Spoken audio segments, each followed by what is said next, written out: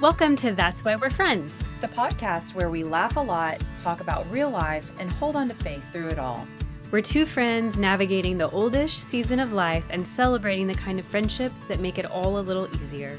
So whether you're feeling overwhelmed, hopeful, or just need a laugh, this podcast is for you. Pull up a chair and join the conversation.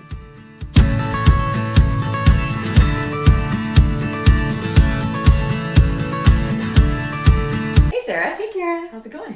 It's going okay. Yeah. I've had a bit of a week-ish. I had some oral surgery that it wasn't emergent. It came up a little bit quickly, but I just have had an implant tooth that I've had since I was like 14, so a long time, and had started to fail and was gonna, eventually be not good for a lot of other parts of my mouth, and so they needed to take it out, and so they did that and did like a bone graft, and so now I'm wearing an awesome retainer with a fake tooth in it because I get to wait about 6 months to have them redo the implant that then I'll be able to have for the rest of my life. So it's kind of been a lot, but I enjoyed some yummy soup that you brought me, which I appreciated. Well, I'm glad that you enjoyed the soup. I feel like that you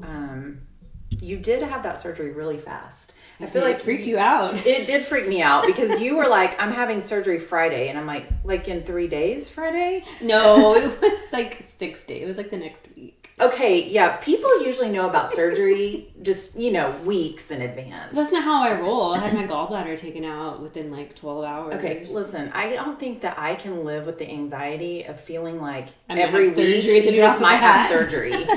Because I like to live on the edge of my seat. I know, but I need like a lot of time to plan, and you freaked me out because I thought you were doing it when I was out of town. That was really my bigger issue. Is I thought you were doing it when I was out of town. That was an option. And then I was like, I'm gonna have to cancel my whole family because I got to be there for Sarah. It's very sweet. Yeah, but I wish we would have known each other back when you had that first implant, because I could have given you my extra tooth that I had from whenever I ate my twin in the womb. Yeah, that's true. If only, because then, that would just be even more. That's why we're friends, because I have one of your teeth in my mouth. Although it might make for weird conversation and people might not want to be with us on the podcast because it's a little odd. You think it's odd that I ate my twin or that I had an extra tooth? That your extra tooth would be in my mouth. Oh, but people give each other kidneys. Fair. I wouldn't look at somebody who gave someone a kidney and think, well, that's weird that you have their kidney in your body. Yeah. Right? Well, we can ask someone actually today if it would change her answer to coming on the podcast. Rachel, if you found out that I had one of Kara's teeth in my head, would you still have come on the podcast today? I still would have come on the podcast because I would have so many questions. So would I, Rachel. So. Oh my goodness. Well, Rachel Joy, we are so excited that you're here today. Thank you. Thank you for having name me. is amazing. Thank you. Thank you. Yeah, that's actually true. Your name is amazing. I love my name. That's why I married Trevor. Because of his I last got name. What was your maiden last name? McAdams. Okay. So my brother growing up used to say my sister is Rachel McAdams, which she is a famous movie star. So imagine their disappointment meeting me. But it's fine. Rachel Joy. Yeah. I love great. it. Yeah. It's not why I married my husband. But No. What's It's your great. middle name? my middle name is Renee. Okay. Oh, that's my daughter's real I name. love that name. It's like often I feel like you hear of men who have two first names, but I don't know that I feel like that happens too often with women. Like two first names, like we could just. Yes, people call me Rachel Joy. They rarely just call me Rachel. Yeah. They think it's like a hyphenated name, or I don't know like if it Mary rolls Catherine up. or something. Exactly. Yeah. Yes. Joy is Call the me middle Rachel name Joy. that I have given her. That's not her middle name, but was potentially going to be her middle name, but then her mom didn't go with it. But Kara Joy is. Oh, that makes sense. Yeah. Sarah just changed my name. I gave her my tooth and she changed my name. I love it. I love this dynamic. I like it. Well, Rachel, you are a wife and a mom to 4 kids, and you are the founder and CEO of Sparrow Collective, which is it has 4 ministry initiatives: Sparrow Restore, Sparrow Equip, Sparrow & Co. and Sparrow on Main. That's a mouthful. You have led organizationally and taught the Bible for over 20 years. That's amazing. Most recently, Rachel authored 2 studies, Created to Commune and On Purpose for a Purpose, both with thoughtfully designed workbooks to accompany them. Your passion is to see all people live on purpose and for a purpose, intentionally cultivating the kingdom of God in their lives, homes, and communities. Yeah. That is not very many words to say what you actually do.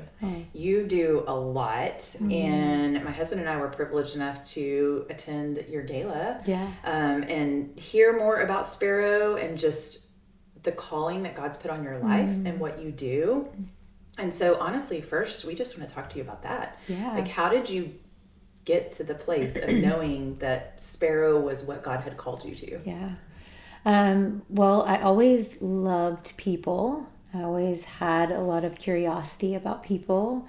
It didn't matter where you came from or kind of your socioeconomic background or your family of origin. I just really loved people always growing up.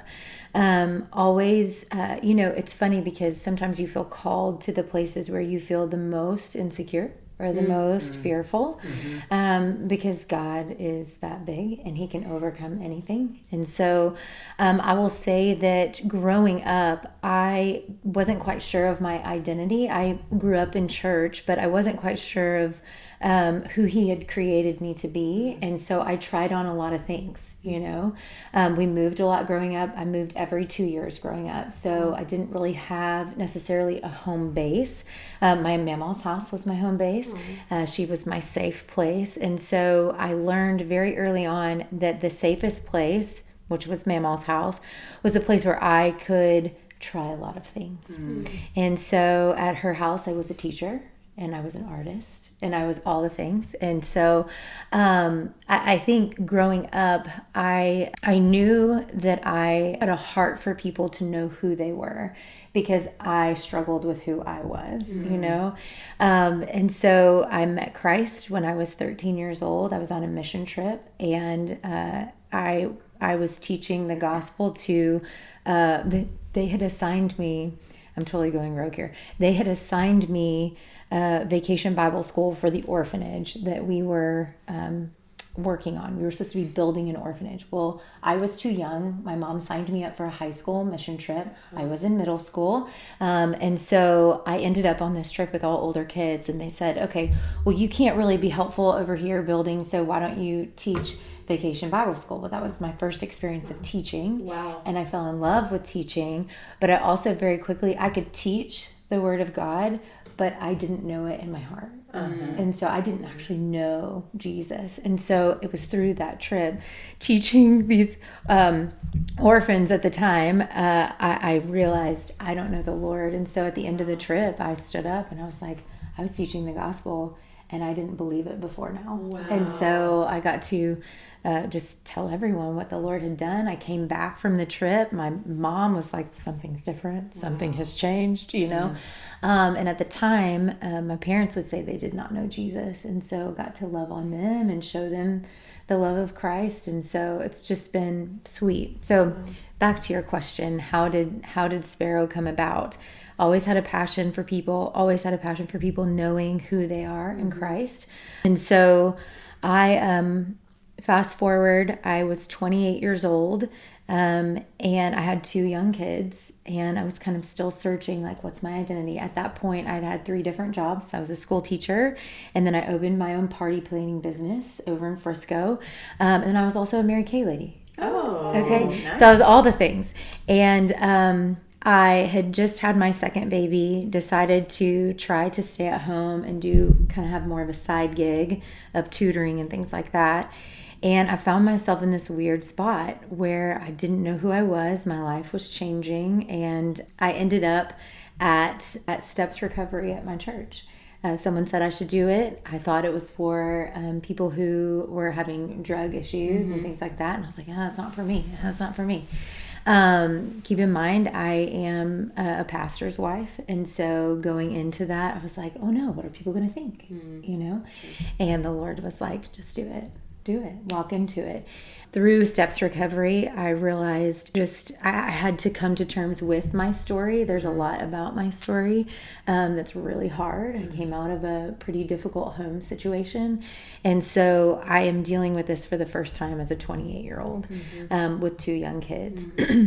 And so at Steps Recovery, I found a lot of freedom. I also understood my patterns of behavior for the first time in my life, of how I cope with things, what I do when things get hard, those types of things. And so anyway, I experienced a lot of freedom. Like the truth of the Bible brought about a lot of freedom in my life when I laid my life across the scriptures. So here I am, 28, going through Steps Recovery, working through my story, working through my past. I have 2 young kids at home. I'm experiencing a lot of freedom for the first time from my story and from the difficulties that I had experienced as a child and growing up. And I wanted everyone to have this freedom. I thought, this is it. Like the Lord, and He gave me these very clear pillars of truth, freedom, identity, and purpose. Truth, the truth of the scriptures leads to freedom, right? And when we have freedom in Christ, then He can define who we are, not the world, not ourselves, but He defines who we are. And that leads to purpose. Because if I know whose I am and I know who I am because of whose I am, then I can know my purpose. Why has He put me here? What are the things that He's put in my heart that I need to act upon? What is my calling? We're all called, like as believers in Jesus, we all have a corporate calling, which is to make disciples. Like that is, we're to go therefore make disciples, baptizing them in the name of the Father, the Son, and the Holy Spirit. But how I go about that calling and how you go about that calling and how you go about that calling is different. And that is good. Yeah. That God doesn't want a monotonous people, that He delights in our differences. He delights in the differences in our gifting, and that's good and right. And so I just was like, everybody's got to understand this. Everybody's got to know it. And so really where it started was, I went home. I told my husband, I was like, I think I'm going to do a conference. And he was like, Rachel. He's like, Rachel, like, why don't you start in the small? Like, why don't you invite some women over to our house and start talking through these pillars, truth, freedom, identity, purpose. And I was like, genius idea.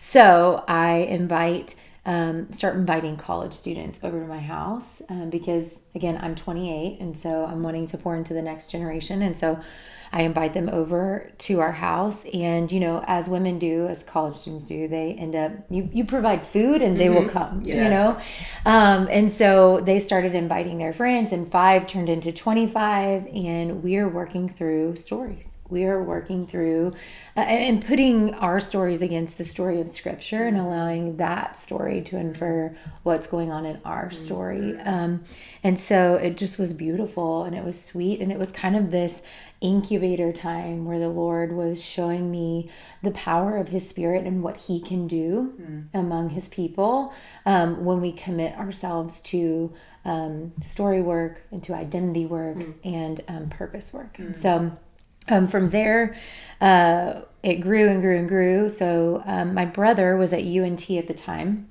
and so I wanted to. He was up there, so I thought, man, I want to bring some of this up to UNT. So I started meeting with any organization up there, any Christian organization that I could think of, and started asking them questions like, "Do you think this would be good for the women in your organization?" At this time, I didn't have curriculum per se. I had my talks, my Bible study that I had done with these girls. But anyway, they all were like, absolutely. This is a struggle among a lot of women and men too. Sure. But identity is definitely something that they struggle with. And so brought it up to UNT. We were there for 3 years. I said I would not leave UNT because the Lord was so good and so sweet there and what He was doing. And I did this thing where I'm like, okay, Lord, I will only leave UNT if SMU calls, and says, hey, we want you to bring this to Dallas. And lo and behold, the next week, a woman from the chancellor's office at SMU called and said, hey, we'd love for you to bring it here. Isn't that funny what God does? It's hilarious. Because when you said that to God, were you just like, that's kind of a joke? Or, it was a joke. Yeah. That was a joke. For people who aren't from the Dallas area, like SMU is sort of like the epitome of universities in North Texas, right? Yeah. Oh, yeah. And so you're just sort of like, haha, this is funny. This will never happen. It just was like a flippant, only if. And the Lord's like, could I put some fleece out and could you put some dew on it and then around it? And yes. He's just like, oh, you watch me move. Wow. And I'm going to teach you that I can do anything. I can do anything. Wow. And so from there, we went down to SMU. We actually partnered with a church down in Dallas proper. And so a lot of the SMU students came to that church. And then we started bringing, it started being more of a regional thing. So Dallas, Fort Worth. So we had students from all over the Metroplex come. And then we bridged into kind of that, as our women grew older, it kind of bridged into the young adult phase. So it was college students and young adults. Just had such a heart for that time period because that is a real identity struggle because you are supposed to be having this major that you're passionate about. Right. And half the time people are like, I don't know what I want to do, and then you get into a job when you're a young adult and you're like, this is terrible. Yeah. I'm not made for this. And so just had such a heart, and they're getting married or they're having first babies. And so, or not getting married and single and trying to understand, okay, God, what do you have for me in this stage of singleness? And so anyway, it just was like another incubator, like a different incubator, a bigger incubator, but another one. Then we were in Dallas at a church for a couple years. Then we went to Fair Park. And so we filled that Fair Park auditorium for 2 years. And it was wild, the growth. But all the while, I will tell you, I had this inkling in my soul from the Spirit, like, hey, you can't track growth when you're doing these big conferences. And so conferences are great and they're catalytic, but what you're doing, the work that you're doing is on identity, gifting, and purpose. So you want that to take root in people's lives, and you want to be able to go day in and day out walking them, through these things. And so anyway, I couldn't track the growth, and it was driving me crazy because I thought, man, I just want to dig my roots in somewhere. And so I, for the longest time, thought we were going to do kind of a community center type feel in Dallas proper. And I had a friend from our church, older man, he sat down with myself and a couple of our team members, and he said, so Rachel, so here's the thing, like, I love your heart for Dallas, but why are you going there when, like, there are people in your backyard that are struggling, that need assistance, that need these things? And so I thought, well, you're totally right. You're absolutely right. And so for those of you that don't know, we live in Louisville. Well, I live in Highland Village, but very close to Louisville. And all the while, identity, gifting, and purpose is not just a subject for us. Yeah. It's a subject for all people. So again, no matter of your socioeconomic background, no matter of your family of origin, these truths are for everyone. So when we were doing the conference, it became for young adults and college students in general, and it also became for people who were going through difficult times in their lives, like in general. So we had a lot of young women who were exiting the adult entertainment industry. We would scholarship them in. We wanted, whoever you were, we wanted you there because we knew that the truth of God's word was for them, and for everyone. And so we kind of spread our wings as far as different organizations, different people who were serving just a difficult population of people. We spread our wings there. And so anyway, when we got to Louisville, or let me back up. So when we were at the last conference, I sensed from the Lord that we needed to go on the ground 365 days a year. I didn't know how we were going to do it. We had $0 to do it with. And so I just thought, how on earth are we going to do this? And do I have the capacity to do it? Do I really have the capacity to persevere every day, day in and day out, and do a good job. As a mom of 4, a pastor's wife, you know, I thought, goodness, like the Lord's going to have to do this. And also, where are we going to have it? Like, are we like a brick and mortar? Yeah. Right. Like, what are we going to do?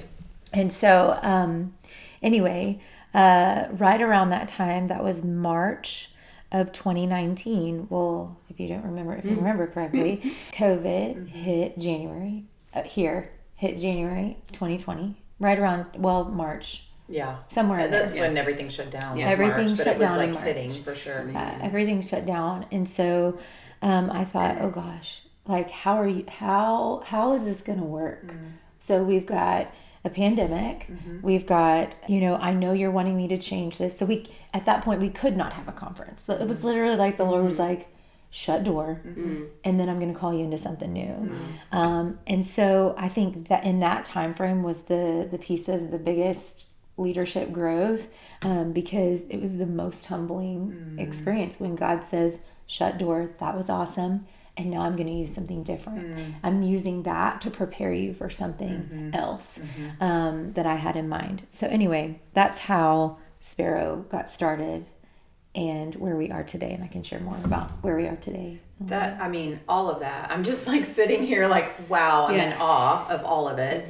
But I'm wondering, as you transitioned, you know, from your home to the college campuses and conferences and all the things, all in there, like, where was your heart and mind? Because we know, you just told us a story, like you had found your true identity, like you knew you were rock solid in your identity. But talk about like that messy middle part where Satan comes in and wants to whisper things in your ear, or where there's self-doubt, or, you know, where there's like, what am I doing? Or where there's chaos in the home, or, you know, all those messy middles that we don't see on anyone's highlight reel. That's right. What was happening with you and your heart in that time? Yeah.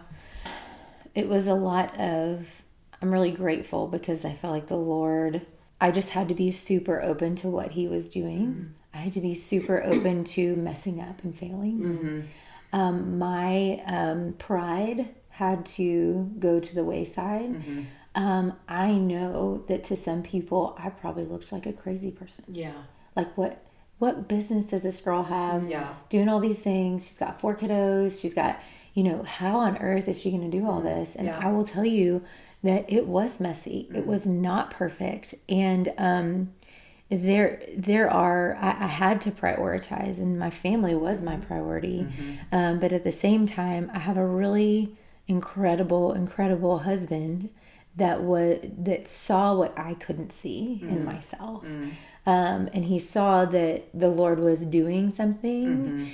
And so he stood beside me and was like, keep going. The amount of times that I wanted to quit is probably humorous. I mean, I was just like, this is too much. I can't do it. I'm tired. I don't want to stay up late doing these things. I need to go to bed. I've got, you know, the kids' school in the morning or whatever. And Trevor was just like, hey, remember what God's asked you to do. Be obedient to what he's asked you to do. Don't force it. But just say yes and step out in faith. It doesn't matter what you look like. It doesn't matter what you look like. Yeah. Like, just step out. And so it was, I think it was a combination of like humbly listening to the Lord and going, I literally don't know how to do this and you're going to have to do it. And then having someone like Trevor hold up my arms. And then I also had dear friends that were like, hey, you told us that this is what God has asked you to do. You know, like I think about my dear friend Lauren Chandler. Like, she was like, God asked you to do this. God asked you, don't forget. Don't forget. Let me hold up your arms. And there were countless others just like her, Kristen Rabelais, who was like, keep going, keep going. And she came in halfway through, but she was like all in from when she came in. And she's like, keep going. You've got this. And so, not you've got this, but the Lord's doing something. Yeah, right. And you need to be obedient to what he's doing, no matter what it looks like from the outside. And so I guess to sum that up, it would be humbly listening to the Lord, being obedient to what he's asked you to do, no matter what. And then having people, community around you going, hey, we agree with what God's doing. Yeah. Keep going. Yeah. Keep going. Don't quit. Yeah. So it's not even just about community. It's the right community. It's the right. Yeah. It's having the people around you that are going to be cheerleaders, that when it gets hard, they're not going to, tell you to bail, but like the ones who kind of like, they're with you when you are on the mountaintop, they're with you kind of when you get the revelation. And so then that's what's so important about sharing our lives in that way, is because then when the time comes where we're ready to be done, they can lovingly, gently remind us, but you really felt like this is something God, and so that's special to find. You're only going to find usually a handful. And so I think that's what's so important about having that community that we're sharing our story with, and that we're asking them, hey, I really feel like this is something the Lord's inviting me to, and that they see and agree with that, so that then they can be with you on the journey. Absolutely. Amazing. Yeah, that is amazing. I love that you talk about like having such a godly husband that supported you, and godly friends and relationships. We talk about community on here all the time, like how important that godly community is. Okay, so take us to the place where, in my mind, here's what I saw when you said like things shut down and like there's no conference. The story of Gideon, which I like kind of referenced earlier jokingly about fleece, but the story of Gideon, when the angel of the Lord, which is, the incarnate, like Jesus came to him, comes to him and says like, you're a mighty man of valor. And Gideon recognizes like, this is something. I don't really know exactly what this is yet. Stay here. I'm going to go make you a meal. Let me go. And so he goes and he makes this meal. He's prepared all this work, which I feel is like, you were doing that, like you were preparing this work leading up, and he brings this meal to this stranger that's appeared before him, and the stranger's like, now dump it out on the rock. Yeah. Like, you just spent hours killing something and cooking it for me and making me bread, which, he didn't run to McDonald's. Like, he spent hours preparing this meal, and then the Lord says, just dump it out right there on the ground. Like, that's what I pictured when you said everything shut down. Like, we were on this trajectory to have this thing, and the world shut down. Yeah. And so then what happens? Yeah. It's pretty wild. I also feel like the Lord, it's weird. So Kristen, I mentioned her, she, at the last conference, we were praying right before, like, the conference started, like, just in the green room praying. And I said the words in my prayer. I don't remember saying it. I don't remember saying this, but I said the words, God, we give you Sparrow Conference and we lay it on the altar, and you do whatever you want with it, because we want you more than we want this thing. And so Kristen remembers that, and I think she can be kind of funny about it. She's like, why would she pray that? And she's like, but after everything happened, and COVID and everything shut down, she was like, I understood. Like, the Lord was like, I've got something different in mind. And so we're going to close that door, and we're going to take a lot of what you've learned, and now we're going to put it into action in 365 days a year. So it's going to be hard. It's not going to be easy. But it was funny because I did feel these inklings of him like preparing us for that. I didn't know what it was going to look like. But I knew just through several events, like leading up to and after the conference, I was like, oh, this isn't what God wants any longer. And so I've got to, but the world, let me tell you about the world. The world tells you otherwise. Big conference, book deals, all the things. And that Christian underbelly, I'm like, ooh, like when it becomes about a platform, when it becomes about the book deal, when it becomes about those things, I worry. I'm like, uh-oh, like, if the Lord is calling you to that, okay. But if the Lord is like, I need you to leave that. I need you to throw it out. And then, because what I've got is better, and I don't operate as the world operates. Right. Yeah. Like, my kingdom is not like the world sees it. And so for some people, he does call them to that. But for me, he was like, I have something else in mind, which actually what I'm doing now, is more true to who he's created me to be. Because I'm a people person, and I'm a one-on-one, I'm a 1-on-10 kind of person. I am in the small. And so it's just funny. The Lord's like, but I know you better. I know you better. Let me show you what I want to do. Yeah. You know, to impact lots of people, but in a different way. Right. You know, Yeah. I like deep conversation. I prefer not surface level. I mean, you know, we've been on walks together, and I'm like, ain't nobody got time for that. Girl, like, you know? 30 seconds into our first walk, we were like, I don't know, we were talking deep stuff already. It was not like just like what you know, what color are you painting your walls today? Yes.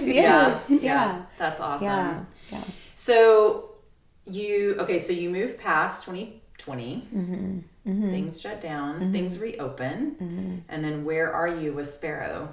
Yeah, so the funny part is God knows nothing of shutdowns. Like, That's exactly right. God knows nothing of shutdown. So when the world says no, God's like, yeah, I got it, you know?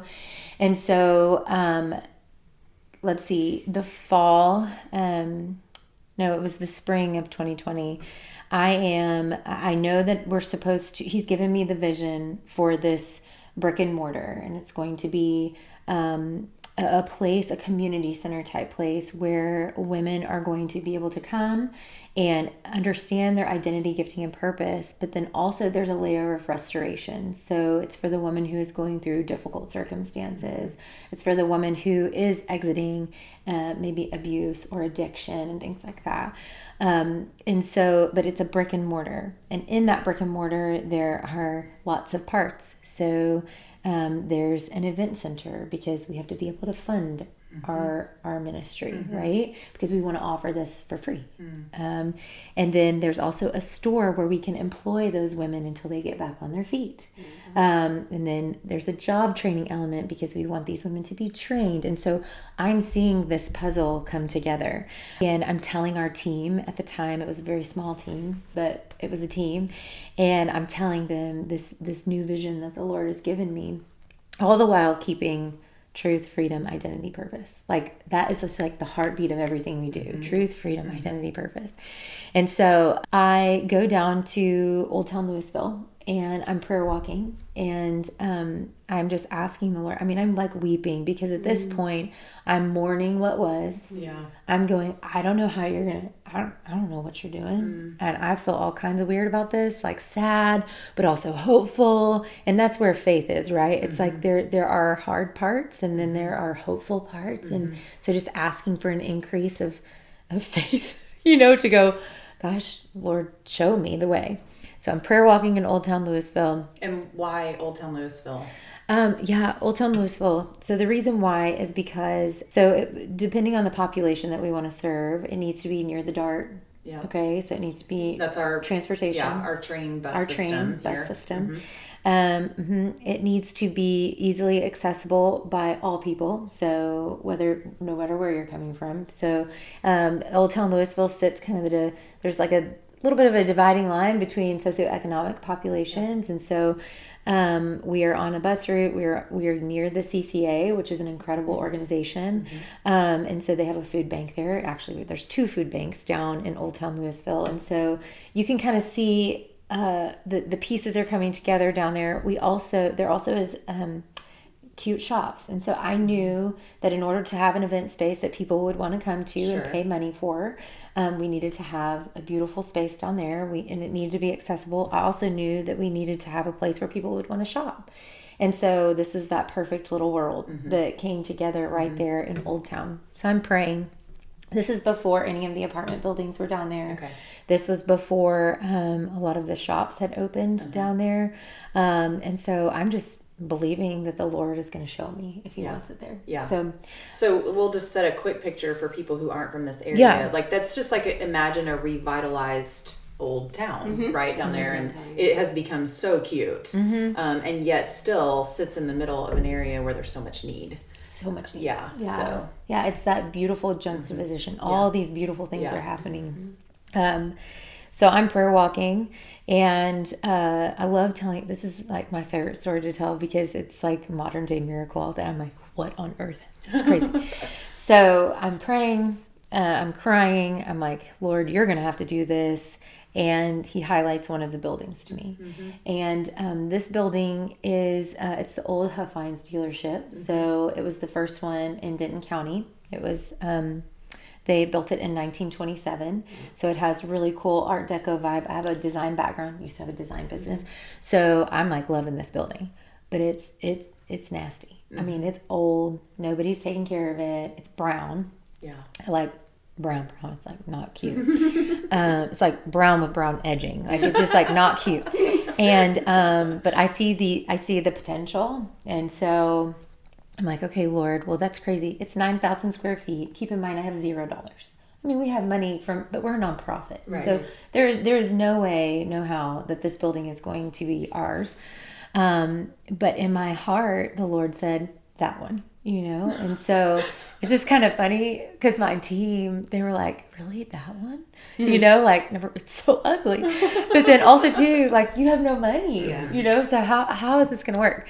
And so because it wasn't just about buying a building. It was also about renovating, making it a place that could be habitable by people, right. And so I called my friend who is a commercial real estate agent, and I just said, hey, can you look into this space for me? And he said, Rachel, that is not for sale and you have no money. And I said, I know, but just ask if they'll sell it to me. And so he calls the owner of the building at the time, and he says no. The owner says no. And so Reed comes back to me and he says, hey, they're not going to sell it to you. And I was like, okay, all right, well, maybe I heard wrong. I don't know. So I just keep praying. I go down to Old Town. I keep praying. I'm asking the Lord for wisdom and discernment and all of those things. And so a couple weeks later, fast forward, Reed's going to meet with our team to show us other spaces, like just kind of around Old Town. And so we get to the Perk Coffee House, and I'm sitting there and I'm like, I know that's our building. Like, I know that that's our building. And so anyway, Reed sits down. He has this folder. He's going to show us all these other places. And I just stop him and I'm like, hey, I know that there are other options. I think that's our space, and I know I sound crazy. And so he was like, you're not crazy. They called me back and I went ahead and put it under contract. So you have, oh my gosh, you don't have very long, but you need to raise the funding for this space. And well, okay, because when things go under contract, you have 30 days. Correct. Okay. Yeah. Yes. Not very long. Not long. No, not long. And he was so kind to go ahead and put it under contract because he knew how bad I wanted that space. But everyone in Old Town wanted that space. It's a landmark. Yes. So it just is hilarious that me and my little self, I'm like, yeah, that space, that's ours, It just makes no sense that we would get that space at all. I mean, only the Lord could do it. And so I think, okay, I've got to start fundraising. It's not my favorite thing to do. Sure. But I'm like, okay, I'm in faith. I'm just going to go and I'm going to start asking. And so I'm thinking, we start having these informationals. Okay. So I'm thinking we're going to chip away at it. Maybe $1,000 here, $20,000 here. But like, that's what it's going to be, And so this woman at one of our informationals walks up to me and she says, hey, I think my husband and I would be interested in talking with you about the future of this space, or not the space, not the building at all. She just said, hey, I think we would be interested in talking about ministry. And so I thought, okay, well, great. So she said, why don't you grab your husband and let's go to Mi Cocina and we'll just talk. And I thought, okay, great. I'm thinking, to be honest, I think she knows this, but I'm thinking, oh, well, I'll ask him for like $5,000. That is literally what was in my brain. Yeah. Mm-hmm. And so we sit down at lunch. I get to know her incredible husband. We're talking. I get to know their hearts. And he said, okay, what's the pitch? And I'm like, oh, okay. Well, we have this building. Here's what we want to do. We want to see women overcoming difficult circumstances in the space. We want to do restorative programs through art and scripture. And then we want to love on their kids. And so I'm telling him all these things, the event center, the store, all of it. And he was like, okay, at that point, his wife gets up and takes a phone call. So she's taking a phone call. I don't know. I thought maybe she went to the restroom or whatever. And so he leans forward and he goes, okay, so oddly enough, I drive through Old Town all the time on my way to work to Legacy. And I have just been thinking I should buy a building down here.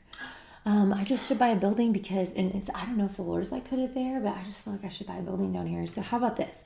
How about I purchase the building for you all, and I renovate it to your liking. You can choose whatever you want. You can choose the paint color. You can choose the doorknobs. You can even choose the configuration in the inside to serve your purposes as best you can.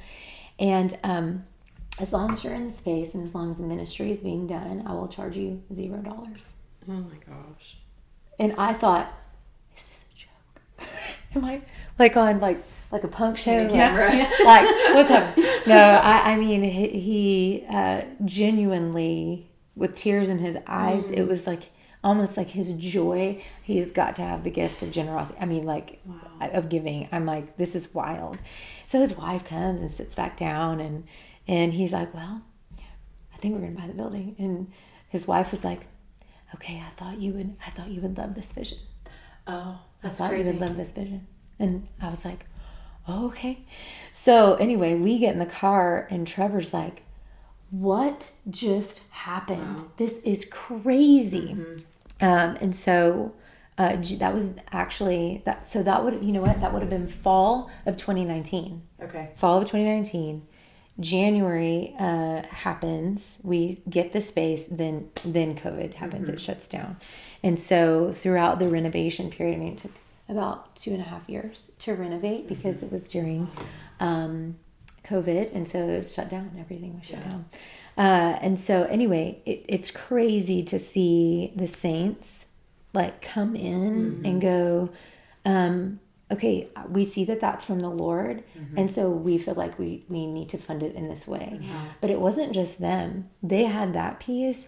And then we had someone come in and donate all the lumber because the lumber costs were so high. Yes, We had someone say, we believe in the vision. We're going to donate all the lumber. And then we had another person come in and donate all the concrete. We had to have a completely new floor put in. All the concrete was donated. It was like this community type feel. I mean, we have a good friend of ours that's a restaurant owner in town, and he was like, let me do the whole kitchen. I'll do all the warmers, all the fridges, all of it. I'll do all that.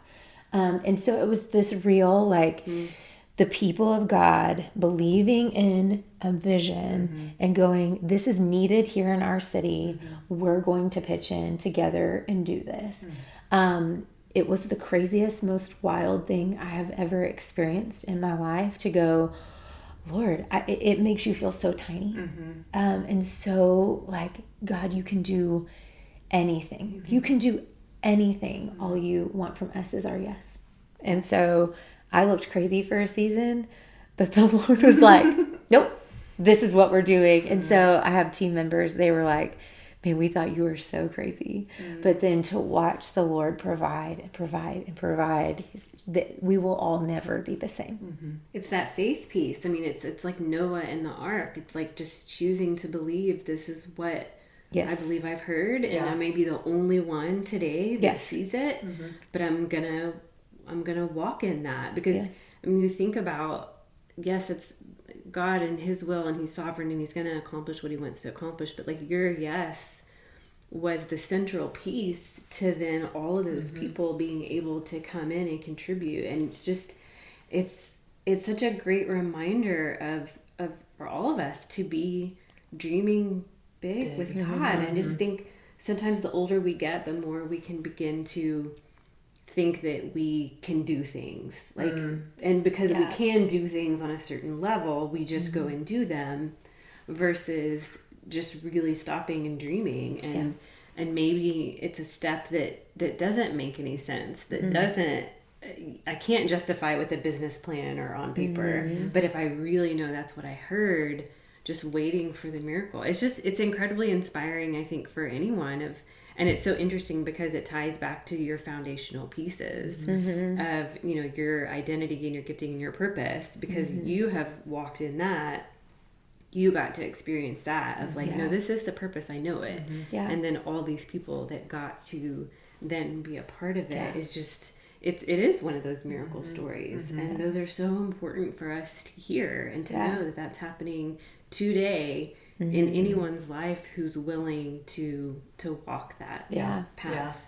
Yeah, well, and I sure. think too, it's such, I mean, everything you've said in your whole story, it's like if we could just break that down to like the cellular level, is that can happen for anyone who truly just humbles themselves before the Lord and says, God, I am yours. Like, I'm answering the call. Here I am. Send me. Yeah, and, sure. Who just desperately wants people to experience the freedom that he's given. Like, he gave you that freedom, and you just desperately were like, I want everyone to know this. Yeah. Right. And so, and then also it just speaks to like slowing down enough to really have an intimate relationship with God. Yeah.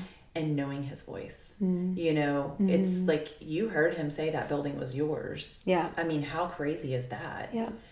But if you don't know his voice, right, you can't hear the things he says and especially when he says crazy things, because he will. If we are walking with him, and we just keep the path and keep the course and keep our eyes on him, he will say some crazy stuff. He will. Crazy stuff. And I mean, I know I've experienced that too. Yeah. And I remember like one time he said something to me, and I literally I audibly heard him. It's the only time I've ever audibly heard him, like in my passenger seat, and I looked at the passenger seat of my car and said, no.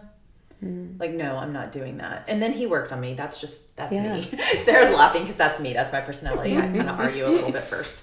But get out of your system. I do, yeah. I mean, that's probably the twin that comes back. But that makes sense. That's just that arguing. But like, it's like I heard him, and you heard him so clearly. And I mean, what an amazing story, and what just an amazing life of faith to get to watch you and how it encourages other people. Thank you. I think too, like, do you ever just sit in awe of like, wow, you prepared these good works for me?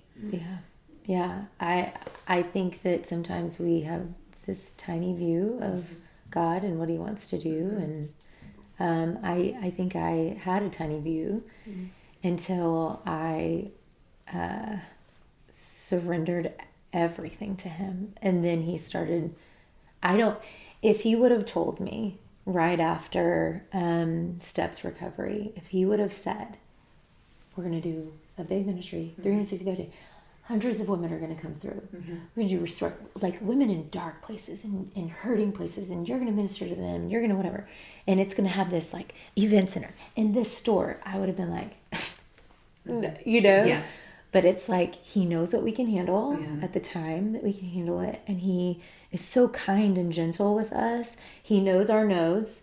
He knows it before we say it, And so I think he gets us to a place where we can only say yes, because it's so clear that it would be total disobedience if we didn't do it, And so I think he brought me to that place several times, because it wasn't always just this faith-filled yes. It was, sure, I'm going to step out and I feel like I might look real stupid here, God.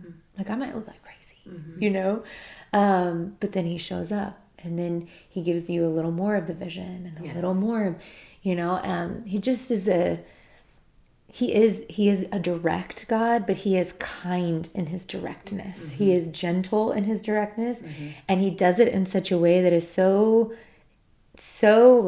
good for our individual makeups, like how he speaks to you and how he speaks to me. Like, he knows what we need in the season that we're in. And so he's just been super kind, and I'm really grateful. The other thing I would say is, what God's taught me through this is, as a leader, like, be willing to listen. Like, be the most quiet person in the room. Leaders are not always loud. I think we think that. Right. We think that they're the loudest. They always have the exact right answer. They always, and some of that is true. Leaders do need to lead with conviction, but I have actually gotten quieter over time, like more curious as to what God's doing. I think I'm more concerned with hearing his voice and his heart than making my voice compete with all that, or someone else, other outputs competing with his voice. And so I've had to slow down. I've had to slow down for my team too, because sometimes I want to run full steam ahead. And the Lord's like, did I tell you to do that? Or is that something that you're trying to do? So who are you serving here? Am I on the throne of your heart, or are you on the throne of your heart? Which one? Because it can't be both. Yeah. You know? Yeah. So I've learned, like you said, to slow down and to listen. And even in our exec meetings or in our team meetings, I am listening most of the time because I'm trying to discern, okay, what's from the Lord, what's not, what should we do, what has he asked us to do, what has he not asked us to do. And so I didn't used to be that way though. I thought leaders were loud. So I was going to be loud, you know. Now I am opinionated, I will tell you that much. My husband would tell you, oh my Lord, I am opinionated. But my opinions fall to the ground when I get with Jesus. And like when I get with him by myself. I could just clip that and we could just put that out as a podcast. Yep. My opinions just fall to the ground when I'm with Jesus. It does. I mean, I can't help but like go, I don't know anything. Like, I think I know. But when I get with you, I'm like, I know nothing. Like, just show me. Like, what do you want? How do you want me to move? Like, what do you want me to do? Because it's like once you've experienced a miracle like that, when he's like plucked you out and said, no, yes, go and watch me move. When you've been a part of a movement, you can't help but go, okay, I got to get with the Lord. Like this is great. Like I got to be with him. And I think that's where, like as a leader, your inner life matters the most, like of everything else, like your inner life and you with Jesus, it authenticates your faith. So when you go out, you can be like, not me, but him, not me, you know? And so I don't know. I think I didn't used to be that way. And I'm still a work in progress. My gosh, I can be very opinionated. But when I get with the Lord in the mornings, like when I'm up early, when I go on prayer walks and meet with him early, because that's when my brain works. And so, when I'm doing that, it's like, I'm like, what's your plan? Okay, I want to be in step with you. I don't want to go off on my own. I want to be in step with you because I know what it's like to be off. Do y'all know what it's like to be off on your own? Oh, yeah. Like, and be doing it in your own strength. Yes. And it feels like beating your head up against a wall and it feels hard. Yes. And so, like, it's just better with him. Just everything's better with him. And I don't know why people try to do it on their own anymore. I just have stopped. I'm like, it's just not worth it, you know? Yeah. So... Anyway. Well, it's a great reminder, I think, for leadership and women in leadership, because I think the world will even tell you, even more so as women, you need to be loud as a leader. You need to make sure you're heard and all of that. And again, it just, that kind of goes back to the world system. And it's like, if God is in this and behind this, then I can trust that he's going to be ultimately the loudest voice and his will is going to be done. I don't have to forcefully take that role on that he's not asking me to, or in a way that he's not asking me to, because I think the root of that is fear. And so I think that's how we know the difference. Am I doing this because that there's a fear in me that the dream isn't going to happen or the purpose isn't going to happen. And so I think recognizing that it goes back to identity. When I'm confident in the identity and the purpose piece, then that gives me the confidence in him to be more quiet in the room and be listening to him and discerning. And so I just think that's a great reminder for all of us in our spaces of can I be communing with him more in that room and letting him let me know when it's time to speak. I also think just the way you lead is such an example of great leadership because it takes into account the person.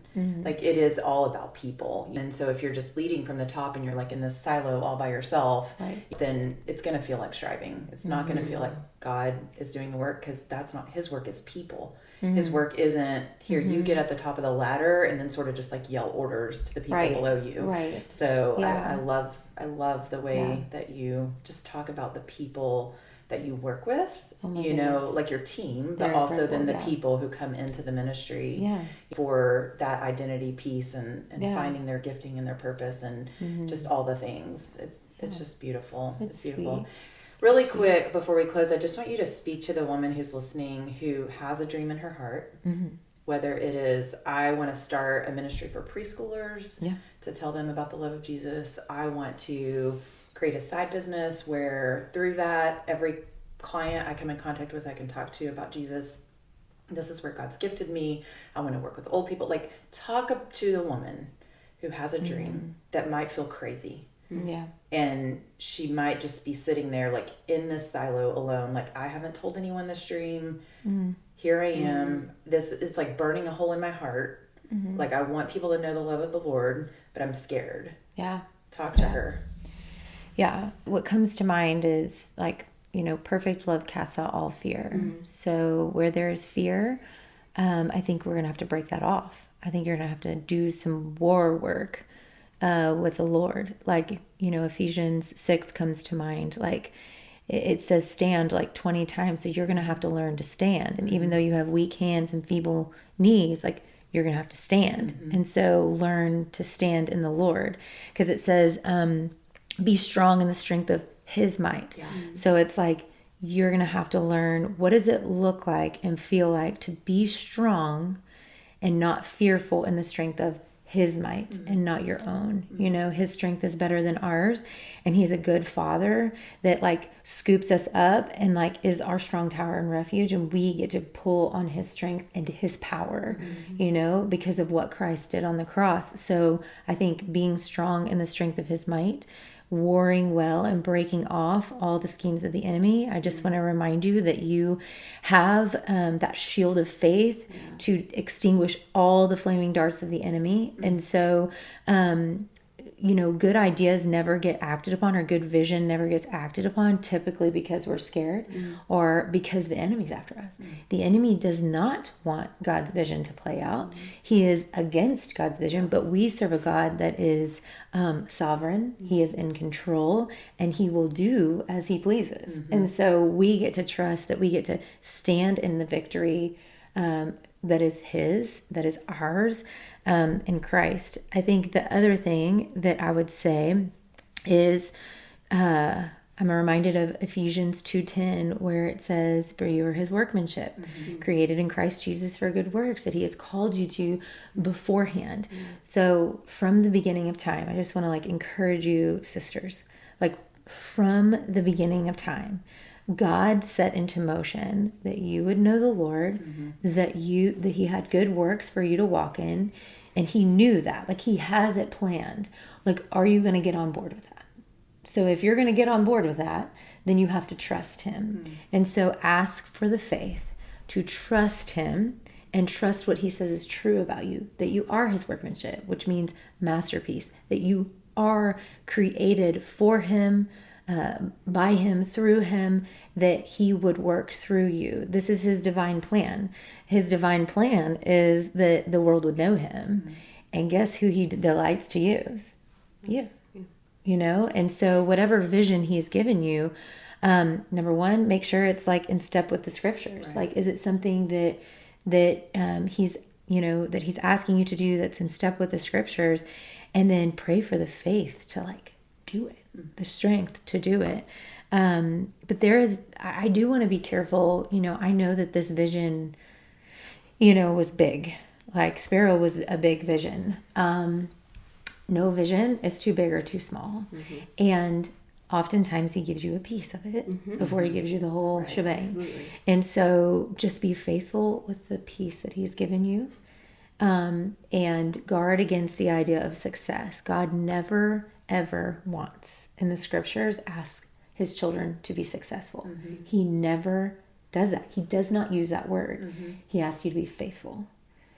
That is what he asks. And faithfulness, there's like freedom that comes along with that. Yeah. And so success is like striving. Right. The only time God uses success in the scriptures is actually when he provides it. It has nothing to do with us. And so we get to be faithful. So my encouragement, like, if you have a dream, if you have a vision, like, you be faithful. Be faithful in the small, be faithful in the big, hear his voice, and keep moving.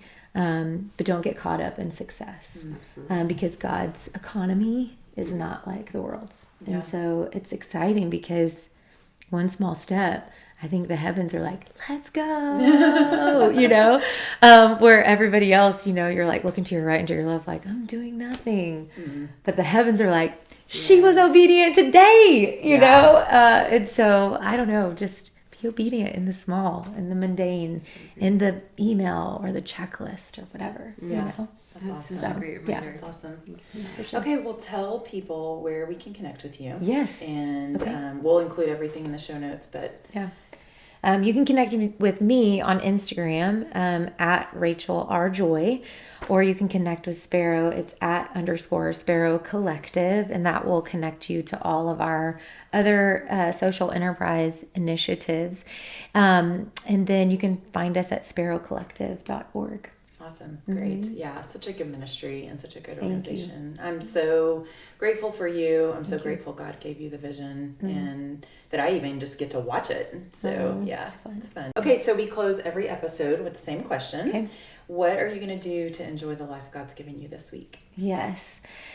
So have several things coming up that I'm super excited about. I do identity gifting and purpose coaching in like small groups. And so those are my favorite, the small.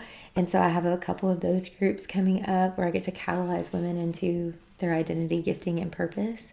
And then I also get to go on a college visit with my girl. I have an almost 18-year-old that I just think the world of. And so that's the other thing. It's like God calls you to these big things. I feel like I'm called to help people understand their identity gifting and purpose. But gosh, if I'm not doing that at home, what am I doing?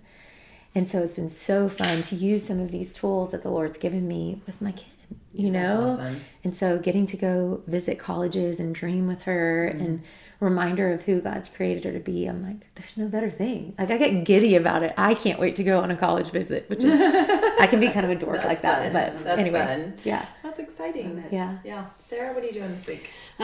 Well, we are actually probably heading to a college town too. Our middle daughter Riley, her boyfriend plays baseball at the University of Texas, and so they have a big tournament this weekend. She is done, and so because of their schedules all during college, she's a spring sport, he's a spring sport. They've never been able to watch each other. Yeah. Wow. And so she's gonna be down there for that and asked us to come down and just kind of have that weekend on there to see him. And so that's the plan right now. I mean, sometimes those things are always kind of held loosely, but that's the plan right now is go see her. We've seen her a lot the last few months, which has just been so fun. Yeah. And so, yeah. What about you? Good. You know what? We have a fun but quiet weekend. We have this little bitty ranch house in the middle of nowhere. We're going to go there and just spend the weekends. It's really our happy place to be there. So Mine too. We sat down. It's your happy place to be there. Sorry I didn't invite you this weekend. We sat down at the beginning of the year and mapped out weekends because they just survive disappear. And then we don't get there. Yep. And it's sitting there just for the turkeys to walk across the porch. So they walk across the porch and poop. My husband gets on the Ring camera and makes gunshot noises at them. And it doesn't work. They're just like gobble gobble. They don't go anywhere. But he just I'll hear him and I'm like, what are you doing? He's like, oh, I'm shooting at the turkeys. I'm like, they're not moving. Funny. But anyway, so we're going to spend the weekend there. I think we'll leave Thursday and come back for church Sunday morning. So Wonderful. Yeah. All right. Well, until next week, go enjoy the life God's given you. Bye. Bye. Bye. Thanks so much for spending time with us today on That's Why We're Friends. We hope you laughed, felt encouraged, and are walking away with a little more hope for your day. If you love this episode, make sure to follow the podcast so you never miss what's next. And share it with a friend who needs a little encouragement, because that's why we're friends. Some products or services we mention may be paid promotions. Any advice shared should be confirmed with a qualified professional. Our conversations and opinions are meant for encouragement and entertainment only.